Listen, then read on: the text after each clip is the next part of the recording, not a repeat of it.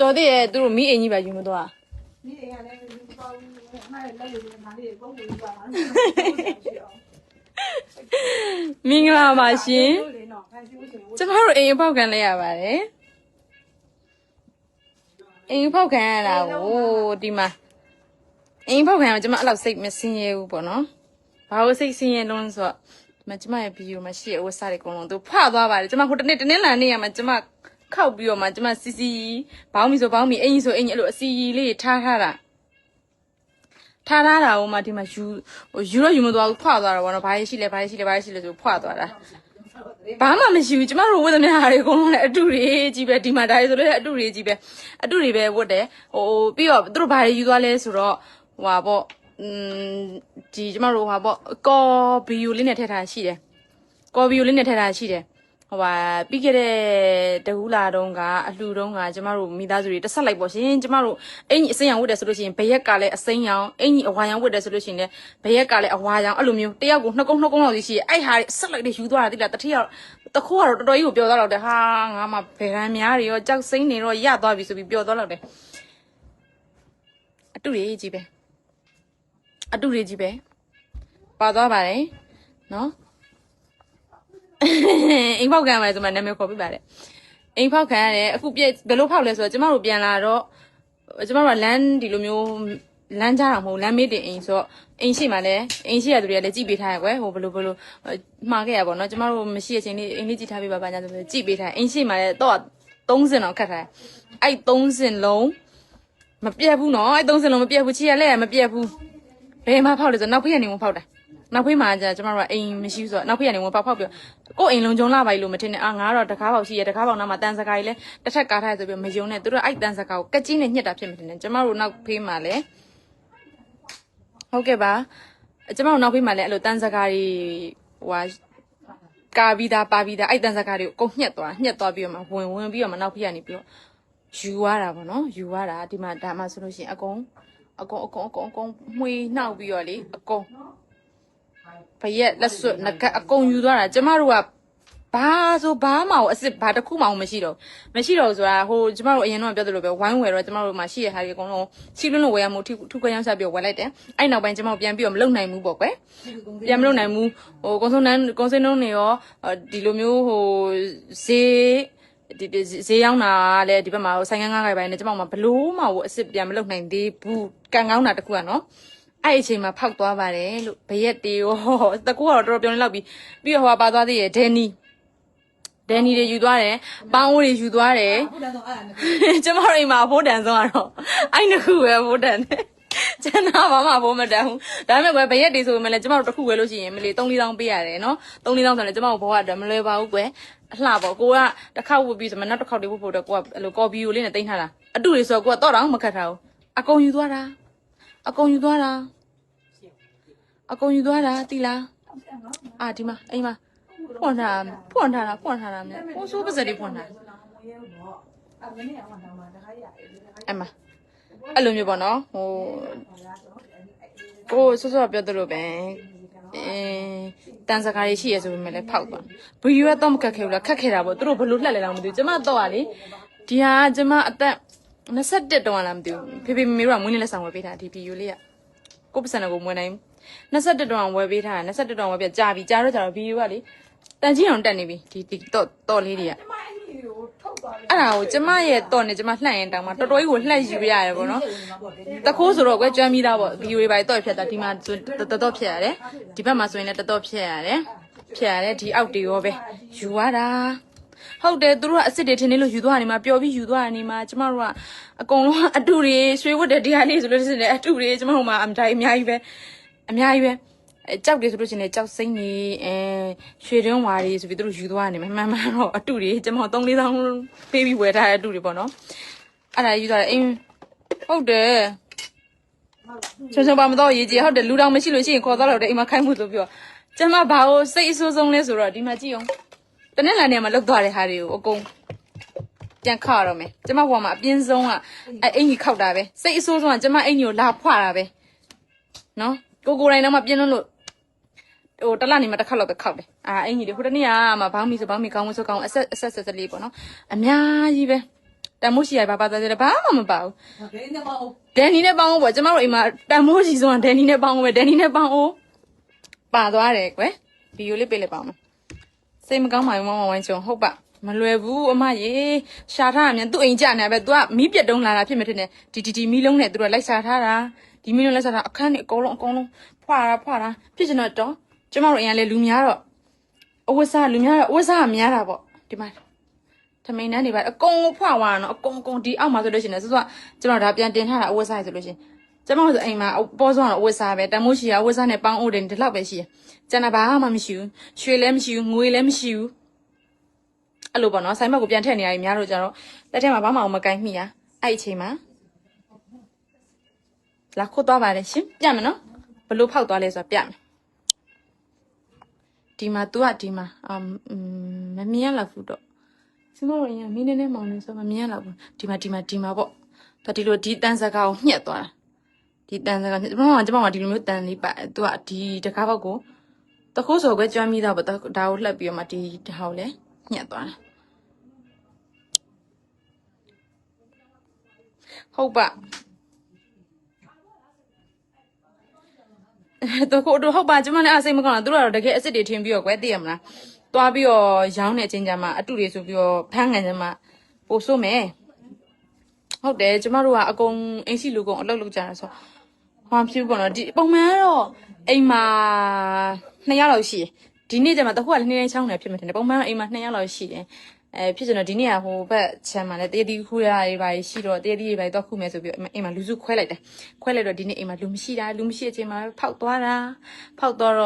ပေါင်းအောင်နဲ့ဒန်နီလေးနဲ့တော့ပါသွားပါတယ်ရှင်ကျမတို့ဒီနေ့ညထမင်းချက်စားလို့မရတော့ဘူးကျမတို့ပုံမှန်ဆိုရင်အတော့ကပြန်လာမှပဲချက်စားတာပေါ့နော်ချက်စားအခုတော့ထမင်းချက်စားလို့မရတော့ပါဘူး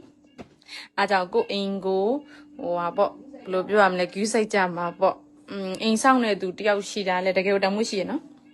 ပြအိမ်ဆောင်နေသူတယောက်ရှိရတယ်တကယ်တမိုးရှိတယ်ကျမတို့ဆိုလို့ရှိရင်ပုံမှန်ဆိုစောင့်နေသူရှိရဒီနေ့ကျမှဟိုဘက် channel မှာတည်တည်တော့ခုရဲ့သူနဲ့ဒီအကျော်ဆိုင်ဘက်မှာလည်းလူမနိုင်တာနဲ့အဲ့ဒါနဲ့ကျမတို့တွေလူစုခွဲကြပါတယောက်ကကဲဟိုဘက် channel ကိုတည်တည်တော့ခုဒီဘက်ကလူတွေကအကျော်ဆိုင်မှာလောက်ကြမယ်ဆိုပြီးအဲ့မှာယူသွားတာတခြားကူးဆိုင်တော့တဲ့ကျေးဇူးပါရှင်ဘာတွေပါသွားသေးလဲမကြီးဆော့ပြတယ်ပဲတန်မိုးကြီးစွာတော့ပေါင်းနေတဲ့ဒီနေ့ပါတော့ပါတယ်ကျမတို့အိမ်မှာလည်းတန်မိုးကြီးစွာအဲ့ဒါပဲရှိရကျန်တာဘာမှမရှိဘူးအဲ့ဘာလဲပေါင်းနေတဲ့ဒီနေ့ပဲပါသွားတယ်ပြီးတော့ကျမတို့ပြီးခဲ့တဲ့တကူလာတော့ဝတ်ထားတဲ့ဝတ်ထားတဲ့အဲ့လိုမျိုးပေါ့ဟိုကြောက်စိမ့်ဘရက်တွေရွှေတွန်းဝါတွေအတူတွေပေါ့ရှင်အဲ့အတူတွေအကုန်ပါသွားပါတယ်ဟုတ်တယ်အမှန်မှန်တော့လေကျမထင်တော့တခုကတော့3ယောက်4ယောက်တော့ဖြစ်မှန်းတယ်ဆိုင်ဘက်ကလည်းအချိန်ကြီးကြည့်ဒီသူတို့ဖောက်တဲ့အိမ်သားလေးမှလည်းတစ်ချိန်ကြီးအဲ့လိုမျိုးအချိန်ကြီးရသူတွေရှိပြောလို့မျိုးဖြစ်တာတယ်လူတွေတော့ဘာမှမဖြစ်သွားဘူးလူကဘယ်သူမှမရှိဘူးဆိုတာလေနော်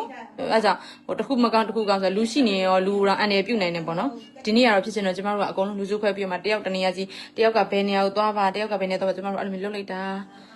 ပြီးခဲ့တဲ့3ရက်လောက်ကလည်းကျမတို့ဦးလေးအိမ်အဖောက်ခံရတယ်လမ်းမကြီးပေါ်မှာအိမ်နော်အဲ့ဒါပဲသူတို့လည်းအဲ့လိုပဲကျမတို့ကအခုဘာမှမရှိရလူသားတွေပါဟုတ်တယ်နော်ဦးလေးတို့ဆိုလို့ရှိရင်ပါသွားတာအဲ့ဟိုအလူတော်ဝတ်တယ်ကျမအလူတော်ကသူတို့လည်းပါတယ်ဆိုတော့အလူတော်ဝတ်တယ်အတူတွေကြီးပဲတိလားရွှေလက်ကောက်တွေရွှေဆွဲကြိုးတွေပါသွားတာအတူတွေကြီးပဲအဲ့လို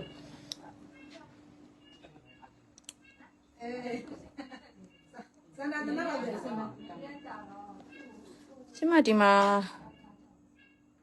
ကျမသူ့မဘန်းတက်ဘူးဖြစ်နေဘန်းတက်ပြီ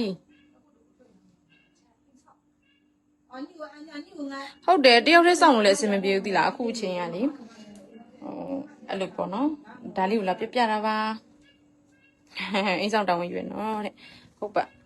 အဲ့ဒါကျမတို့အိမ်မှာဒန်နီတွေပေါင်းဦးတွေပတ်သွားတယ်ပြီးတော့ဝက်စားတွေဖတ်သွားတယ်ဖတ်သွားပါတယ်ရှင်အကြောင်းဆက်ဆက်ရကိစ္စကြပါလို့ပြောရင်းနဲ့နောက်ဖေးတော့မလို့ကြလားမပြောရနားလေရပါလေနောက်နဲ့နေရပြီလာလို့မပွားဘူးလို့ဆွဲတယ်မှာအင်ကြီးရောပါခောက်ထားတာဖွာသွားတယ်ကျမဘာလို့လဲလဲကျမအင်ကြီးတွေကိုဖွာသွားတယ်မလို့ကျမတော်တော်စိတ်ညစ်သွားတယ်ဒီမှာဖွာသွားမြင်နေတယ်မဟုတ်ဗီဒီယိုကလည်းမကောင်းတော့ပါဘူးကျမ21လောက်ကဝယ်ထားတဲ့ဗီဒီယိုလေးဆိုတော့တိတ်ပြီးတော့မကောင်းတော့ဘူးပေါ့နော်မကောင်းတော့ဘူးဒီမှာ ဒါပေမဲ့ဒုက္ခအစစ်မှန်နေမှာမသိဘူး။အဲ့ဒါမှလည်းယူသွားတယ်။အဲ့ဆိုတော့ဘာမှမနိုင်ပါဘူးတဲ့ဝိုင်းချုံကိုတမအတူတူပါလေဆွမ်းတယ်ပြောနေအေးဟုတ်တယ်အတူတွေကိုများထင်းကြီးပြများမှာဖြစ်သွားလားမသိဘူး။မသိဘူးလေဝိုင်းချုံကဆိုင်ငါနောက်ပိုင်းနဲ့ဝိုင်းနေတော့ဒီအရောင်းအဲ့လောက်မကောင်းတော့ဘာမှဝင်နေတော့ဘူးကွယ်အဲ့လိုဖြစ်သွားတယ်ရှီစုမြစုလေးတွေအကုန်လုံးကလည်းဟိုမှာခြံဝင်လိုက်တယ်ခြံဝင်ပြီးနောက်ပိုင်းမှာလည်းခြံစည်းခတ်တာနဲ့ဈေးရောက်မကောင်းတာနဲ့ဆိုတော့ဘာမှမဝယ်ဖြစ်ဘူးအဲ့လိုကနေမှဒီမှာပြန်လာတော့ကြတော့ဒန်နီလေးနဲ့ပေါင်းလေးနဲ့ဟင်းချက်စားမယ်ဆိုပြီးကိုရီးယားဒီမှာဆန်နေပါထက်လာပြီဟင်းနေပါဟိုချက်စားမယ်ဆိုဝယ်လာတာချက်စားလို့မရတော့ပါဘူးရှင်ဒီနေ့ညစားတာပါကျမတို့ဘွားလေးလှုပ်မှစားတာပါအချင်းမကြည့်ပါနဲ့ဒီနေ့ညထမင်းမစားတော့ဘူးကိုရီလိုလှုပ်ထမတော့မလုပ်နိုင်ဘူးမနေ့မိုးလေးထောက်လိုက်ညနေထောက်လိုက်ပါတယ်အဲ့ဆိုရင်တော့ကျွန်တော်ရင်ဆိုလို့ရှိရင်သူတခိုးကဒီနောက်ပြက်နေဖက်ပြီးဖောက်ပြီးတော့လမ်းမကြီးပေါ်တန်းတက်ရမှာကွာမြင်းတဲ့သူတွေလည်းရှိမှာပေါ့နော်ဒါတော်တော်အတင်ရဲလာပြီလို့ပြောလို့ရတဲ့ထင်မှာပါတယ်ပေါ့နော်ဘာတမ်းမိုးကြီးရဲ့ပစ္စည်းမှလည်းမရှိဘူး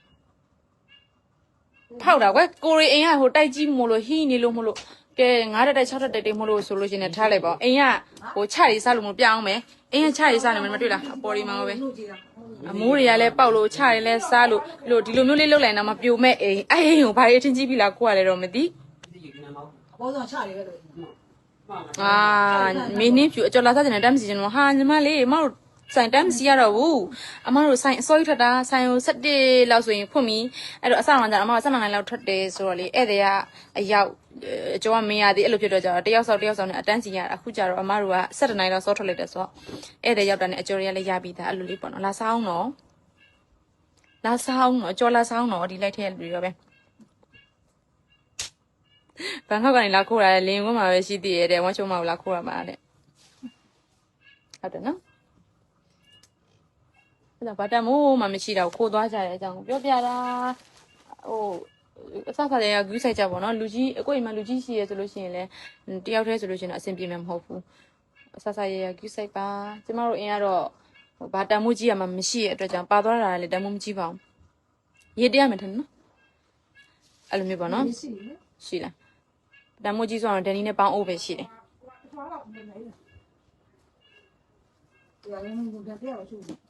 အဲ့ဆိုရေချိုးသွားနေမှာကျမမနက်ကတော့ရေတင်းဟာလားအဲ့ဆိုရေချိုးသွားနေမှာ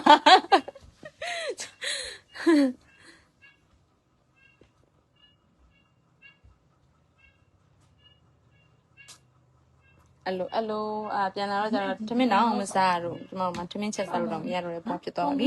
ပေါင်းဦးလဲပြန်ဝယ်ရမယ်ဒီနေ့လည်းပြန်ဝယ်ရပါမယ်အားကြောင့်မလို့အိမ်မှာရှိကြတဲ့သူတော်တော်များများကူးဆိုင်ကြပါပေါ့နော်ကိုကမီးလေးထွန်းတာပါအားကြောင့်မလို့ကိုအိမ်မှာလူကြီးအိမ်ဆောင်ရှိရဆိုလို့ရှိရင်လည်းအဖော်လေးရှိအောင်မနော်အဖော်လေးရှိအောင်မလို့ထားကြပါအခုလို့ဆိုလူလည်းအနေမပြူလို့မပြောနိုင်ဘူးလေနော်အားကြောင့်မလို့ပါရှင်စိတ်မညစ်တဲ့အိမ်ကိုအိမ်ကစုံနေလို့မလို့ကိုအိမ်ကဟောဖြစ်နေလို့ဆိုပြီးတော့လက်လွတ်စပယ်တော့မထားခင်နေပေါ့နော်တကယ်လို့တမှုကြီးပစ္စည်းရှိရဆိုရင်ပြောတာပါကျမတို့အိမ်ကတော့ဒီကဘာမှာဒီမှာချအတဆုံးအိမ်ဖြစ်နေဘလို့လို့ဟိုဖြစ်တာပေါ့နော်ဘလို့လို့ပြိုနိုင်တဲ့အိမ်ကလည်းတေးသေးလေးအဲ့ဒါတောင်မှညီမတို့လည်းအဖောက်ခံလို့ရှိရစာယူသွားတာဟုတ်လားကျမလို့ရှိနေလိုက်စာကြည့်ဦးမကျမအင်ကြီးအဝတ်စားတွေဖွက်နေရတွေ့လို့မလို့ဟိုဖြစ်တာပြောပြတာပေါ့နော်လို့ရှိနေလဲလိုက်စာကြည့်အောင်မနော်ဘယ်ချင်းလောက်ဆိုအကျော်စကြော်ပြီးလဲချွန်ချွန်ရေး17လောက်ဆိုစကြော်ပြီးမှ17ခွဲလောက်ဆိုရင်တော့ဖွင့်ပါပြီရှင့်ဟုတ်ကဲ့ကြီးဆိုင်နေကြအဲ့ကြောင့်ပေါ့နော်ကိုကမပြောလိုက်ဘူးဆိုလို့ရှိရင်တောင်မှဘယ်လိုပြောရမလဲကျန်တဲ့တွေလည်းသတိလွတ်နေမိမှာဆိုလို့မလို့ကျမပြောပြတာ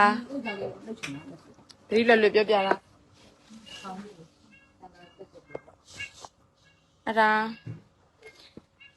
ကြောင့်ကိုအိမ်မှာလူကြီးပိုင်းအဆောင်ရှိရဆိုလို့ရှိရင်အဖော်လေးတယောက်တော့ထားမှအဆင်ပြေမယ်ထင်တယ်ဘာဖြစ်လို့ဆိုတော့လူလည်းအနေမပြူလို့ပြောလို့မရဘူးအိမ်မောစံသေးရဖြစ်စီကြီးရဖြစ်စီအဆက်ဆက်ရအားလုံးပဲကြွေးဆိုင်ကြပါလို့ကျွန်တော်အိမ်မှာဆိုလို့ရှိရင်တမိုးကြီးကဘာမှမရှိတာဖြစ်တဲ့အတွက်ကြောင့်ဘာမှသွားတာပေါ့နော်ပါသွားတဲ့ဟာတဲ့ဒန်နီပေါင်းအိုးနဲ့အင်ကြီးဝက်စားလေးတွေယူသွားရထင်တယ်ကျွန်မထင်တာတော့အဲ့လိုမျိုးပေါ့အခုမှအလောက်ကပြန်ရောက်တာဆိုတော့ကွယ်ဘာမှတော့မရှိကြည့်ရသေးဘူးအဲ့ဒါလေးကိုလိုပဲကိုချင်းစာလို့မလို့ပြောပြတာအဆက်ဆက်ရကြွေးဆိုင်ကြပါလို့ပြောရင်းနဲ့ဒီ live လေးကိုဆုံးသက်ပါတယ်ရှင်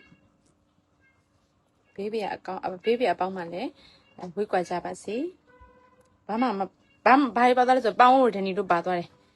ပေါင်းလို့ဒန်နီတို့ပါသွားရနော်ပေါင်းလို့ဒန်နီတို့ပါသွားတယ်အင်ကြီးဝက်စားကြီးလည်းသူတို့ဖွားပြီးတော့သူတို့ကြိုက်တဲ့ဟာဆိုလို့ရှိရင်ယူသွားမယ်ထင်တယ်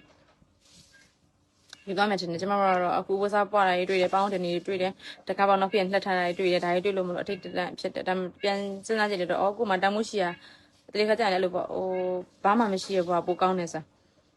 အဲ့လိုမျိုးဘာမှမရှိတော့ကြတော့သူတို့ယူသွားတဲ့ဟာတွေလည်းကိုအစ်စ်တွေကပါဝိုင်းကိုဒီချိန်ဆိုလို့ရှိရင်စိတ်တွေရှင်းပြီးသေးအောင်တင်းလောက်ပြီအစ်စ်လည်းမရှိဘာမှမရှိအားကြောင့်မလို့အခုဆိုလို့ရှိရင်စစ်မွန်လိုက်လို့အတူလေးဝတ်နေရဟုတ်မယ်ထင်တယ်အဲ့လိုပေါ့နော်ဟုတ်ကဲ့ပါအားကြောင့်ယူသွားတဲ့သူတွေလည်းဒီနေ့ညသူတို့ဒဲအိုးလေးဒဲနီလေးတွေထမင်းမောင်းလေးပါဆိုသူတို့ထမင်းချက်စားကြဖို့ရှင်ကျမတို့ဒီနေ့ထမင်းချက်စားလို့မရတော့